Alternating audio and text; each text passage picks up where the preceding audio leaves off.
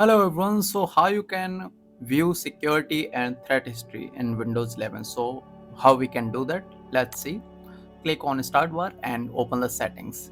If you don't want to open the settings, search the setting, then open the settings. Also you can search the security.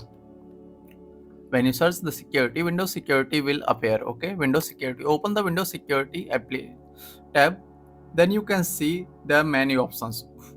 The first one, you can see the first one, virus and threat protection. Okay, this is the virus and threat protection. You can see here, you can see everything. You can scan option. There are scan option, allow the threats. Okay, if you want to allow some files to run, you can allow from here. Okay, also you can see the protection history. Okay, the protection history, this option and also this option are the same. Okay, the both option are the same.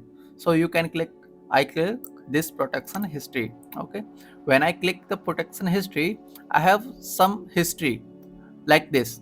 The setting to block potentially unwanted apps are turned off. Okay, your device may be vulnerable. Okay, so what is the actual action so we have to do?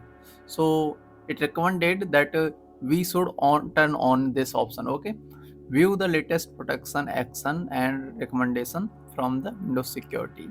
So if you don't want to make your laptop or Windows system vulnerable, you just turn on. Okay, in your system there are other type of protection history, so you can see. I'll just turn on this action. Okay, now action is complete. Okay, so that's it